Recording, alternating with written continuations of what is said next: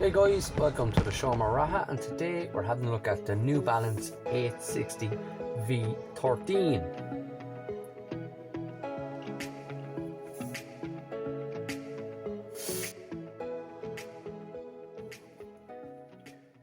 V13 in New Balance and the 860 is an everyday trainer. It's your workhorse shoe, loads of miles, very durable, built for comfort, built for spending long periods of time in.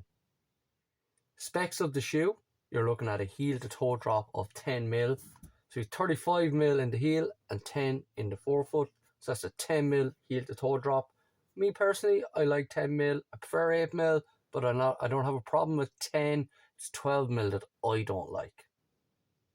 On all the New Balance shoes I've ever had for running, whether they were 860, 880, 1080, they're the three models. And I've had Hieros as well, the trail shoe. Never had an issue with the outsole rubber. Always been really durable. Like, I have over 200 miles on this guy now. You see in both shoes. You know, I mean, wearing really well. So absolutely no issue there at all. At the moment as well, here it's quite cold, so the pads are quite icy in the mornings. Absolutely no problem with the grip with this guy as well. Now, it's not super duper grip like, but in general, the grip on the New Balance 860 is fantastic. You have your fresh foam midsole, and it's a fresh foam X. And what that means, that it's a dual density midsole. So when they blow the rubber, it's softer at the back and it goes through the shoe, it firms up. So it's softer back here, really soft under the heel. And as you go through into the midfoot and under the ball of the foot, the foam gets slightly firmer. The whole idea of that is that when you land on your heel, especially if you're a heel striker, you get that real soft cushioned initial impact plushness. But then off the toe, then you get something that's a little bit more energetic. Now, the 860 is something that you could use for basically everything, like easy runs, long runs, track sessions, even racing it. Like back in the day, V7, back in 2017, I ran a sub 80 half marathon in a pair of 860. So, you know, you can run fast too.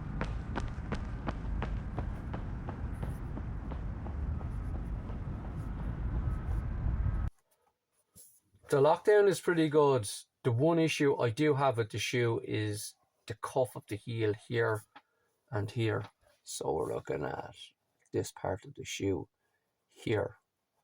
So on my right foot, this rubs into me a little bit. It's fine, even on longer runs, up to like 15, 16 miles, it's been fine, but I can just feel it. It's not a flaw in the shoe, but it's just something. Maybe it's a flaw in me, possibly. But it's just one little thing. I just find it comes up a little bit too high here, and it just rubs in just under the malleosus of your ankle. That's the bony part of your ankle on the lateral side. So on the outside of my ankle, it just rubs in there a little bit. That's the only real comfort fault I have. The upper then I find really good because I put 200 miles on this guy and I generally come through in my left toe. As you can see there, that's absolutely perfect on that guy. And if I feel underneath, there's a slight indentation on the inside upper. There's like a double upper in it. There's like this blue part on the outside and another guy on the inside. It's like a double upper, and there's a little indentation on it. But after over 200 miles, at least 200 miles, the upper is holding together really well for me.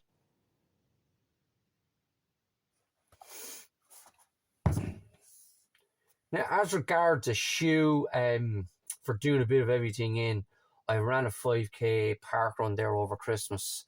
Now, I had been enjoying myself the night before, so it wasn't ideal. I still ran just over 20 minutes. Felt the shoe performed really well in that 5k run. Off the toe, yeah, nice bit of cushion under the ball of the foot, but then that little bit of energy, not a huge amount of energy. If you're going from, like, say, a plated shoe or a super foam shoe, completely different feel. a lot less energy than something like that. So you wouldn't be putting on this shoe and expecting like to be pinging down the road.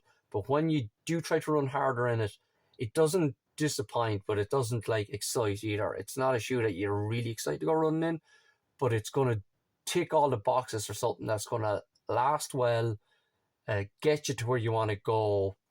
No frills, comfortable, like I said, durable. This one now I put, like I said, a good few miles on it. It's a little bit grubby now, but it's a handsome enough shoe. Weight wise, let's see what we're looking at here. So this guy is a 10 US. I always go for 10 US now. Anyone looking at UK size, New Balance are always a half size bigger for me in UK than say Brooks or Asics. I'll always get a 10 US and it'll work fine for me if I get, so that would be a 9 say in Brooks. If you got a 9 in this guy, that's a 9.5 US. So you just need to be careful with that, guys, okay? Now let's have a look here at the weight. So 0, and then we put that guy up there. So 323 grams. It's a good bit of shoe, in fairness. Anything under 300 grams I regard as a light enough everyday trainer. Maybe 310 isn't too bad. That's 323. There's a good bit of weight in that guy there, guys.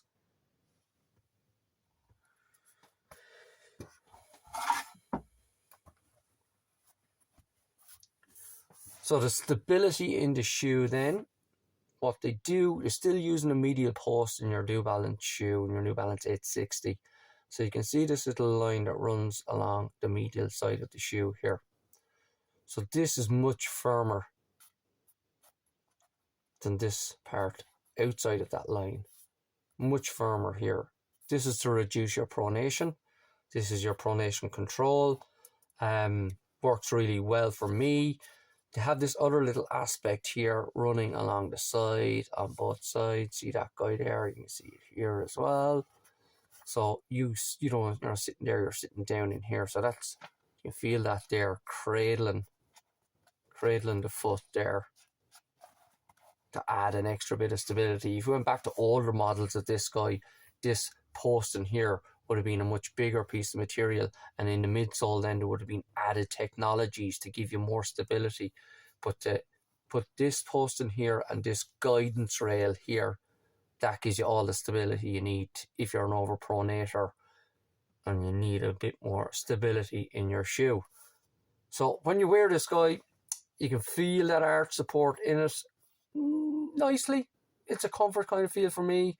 I do pronate. I don't overpronate, but I do pronate. So therefore, when I'm trying to do a lot of miles, I will get little issues. So that's why I would always have a couple of stability, or what I would call guidance shoes or motion control shoes, in my rotation to help me with that, with the longer runs and the higher mileage. I find that works really well for me. If I wear neutral all the time, I end up with little Achilles and shin and knee niggles, which are not good when you're trying to run a lot of miles.